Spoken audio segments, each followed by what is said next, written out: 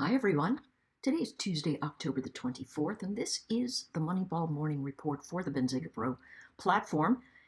I thought we'd take a look at gold because it's doing what I think it ought to, which is pull back off of these highs. This is a very reflexive move, and what I've noticed over the recent time is that all of these big moves are retracing, which puts us right back in this patch. So where do we go from here? Pretty hard to say. My thought is to keep our eyes on the dollar, which took a little bit of a ski slope ride down yesterday. Interestingly, so did gold. And, it continues to give us a nice little fade. Very strange disconnect, reconnect events, but we'll see what happens. All right. Lines in the sand I am looking for. I'd love to see it come back to 1800. Not sure if it will. Keltner channel, downward, sideways channel on the 4-hour chart. Let's go to the daily. If you are trading gold, the trend is significantly up in the last 10 or 12 candlesticks. But right here, in the ones that are most important, right, the nearest ones, high, low, lower, high, lower, low, lower, high, lower, low. So what does that tell us? This area up here at 1988 or so, that might be a nice short, right? We are making lower highs and lower lows, so we're going to look for the bounce to go short into where? 1960. Yeah, that's what it looks like to me. Outside of these ranges, we have a temperament change of price, right? We either fade more deeply into the 1930s, right about there, or we breach. And we head up higher, testing these levels here around 2025, 2027. All right? We have to think about the market very simply in these times because there's a lot of news and noise swirling around us. Let's take a look at oil. Doing the same sort of thing. Got a little bit of a commodity fade here. Don't you hate it when you're doing something, you can see something on your screen, you're like, what the heck is that? Looks like part of the chart, but really it's on the glass. Anyways, moving on. I like the fade. Actually, I love the fade. I really feel like there's some kind of retrace going on. The job number next week is going to be a big deal. A lot of people, I think, are hedging towards this formation. We'll see what's going on. We'll see how these things move about in the near term. All right, so what are we looking for? This is a floor. So buyers are going to try to come in at 85. They kind of just did, right? 85.30 this week. They came in at the beginning of the week yesterday, 85.30, 85.60. So here we are, right here at 85.72. But look at the near-term candles. High-low, inside candlestick. Remember, we look at that inside candlestick and then take the target into the outside candlestick. And if it loses, then we go looking for the next spike. And here it is. If we cannot recapture 86.72, we are going to continue into the format and drift down into heavy congestion. That might be 83, but if there is a pervasive bid here, which I'm really not sure if there is, we'll just have to see, 84.50. So what do you do with that? Well, you follow the near-term trend. And the near-term trend says my bounces are sell zones. It's very choppy, so the sell could be all the way up here. I would wait for it to hit the level, make sure it doesn't head higher, and as it loses the level, then you can take the continuation. Let's go to the ES, and then we'll do SPY. ES, holding, right? Low yesterday, came right into my 42.22 and below, really, 42.13. But this 42.22 area I've had for, I don't know, a month of Sundays. So it's been a zone that, see here, as this breakaway formation. And so a lot of people see it. So what do? They go, you know what? I'm waiting for it to come in there. As soon as it recaptures that edge, I'm going long. And that's what they're doing. This is the way that traders catch a zone in a spike upwards because they are looking to the left on a weekly and monthly time frame. And they're saying, you know what? I think I'm going to do that. and they start nibbling in and then increase their size as their position becomes more green. A lot of us don't do that. We sort of double down and then we have to get out. People who know what they're doing will have an entry position. If it fails, they get out. If it begins to work, they add. Now you might go, Anne-Marie, doesn't that add to your overall entry? Yes, but I mean, if you're thinking about going to 42.80, 42.90, then you're in great shape, right? My thought is that's exactly what we're doing. We're trying to get into this 42.80 to 42.90 area in a relief bounce. A lot of people are saying, hey, I don't think it's going to hold. Listen, I don't think it's going to hold either. But it is a relief bounce. And you see the wicks? They matter. And these wicks are going to keep us in good shape. Now, here's the thing. My buy zone, which was my old cover from yesterday, 42.61, it just came in and I took the trade long.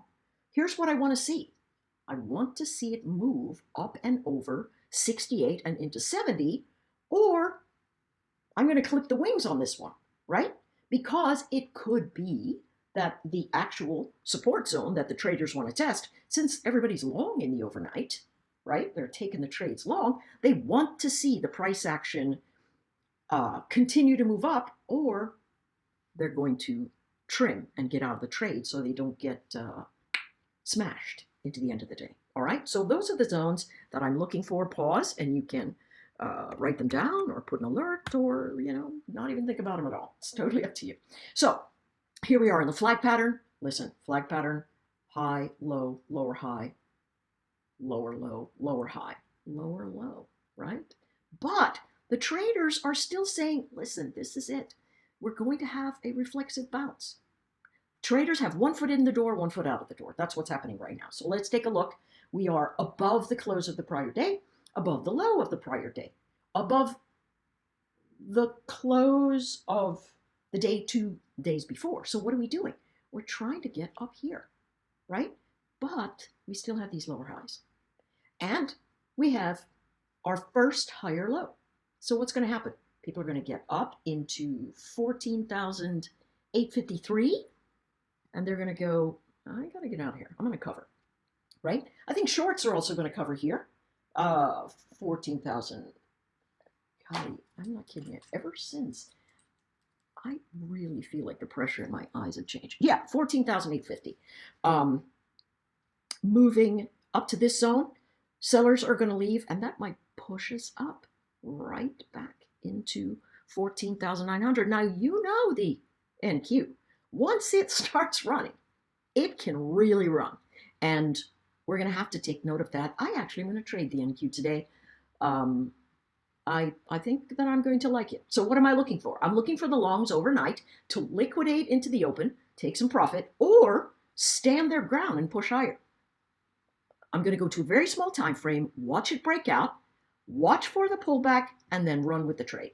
That's what I'm going to do, right? And upside, we got all the way back to 15,000. Downside, listen, if we come and we lose, let's say we don't make a high here. Let's say we don't get 14,850. And we begin to lose this edge here at 14,746. That's telling me, hey, I couldn't even push up here after a higher low. So I need for it to come down here, break 712, bounce, and then not get back up over 746. And that's what I'm going to be hawking today and watching the fade down into the lower levels. Let's quickly take a look at SPY. SPY doing the same thing, had a pretty solid bounce, right? Off of the double bottom.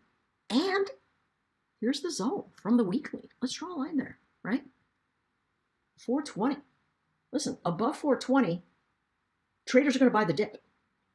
Look at the formation. Our first close above the close of the prior day was yesterday, and now we're in continuation. Where are the traders trying to go? 425. Where could they stop? 424, right? 422 and some change was a really big area for the traders, and price action stopping there. So GM just reported, and they withdrew their 2023 guidance because of the UAW strike and all the costs that are soaring. Coke lifts forecasts on higher demand and steady growth. Hey, listen, when we are under pressure, folks, we do anything to increase the dopamine event. It's just a fact.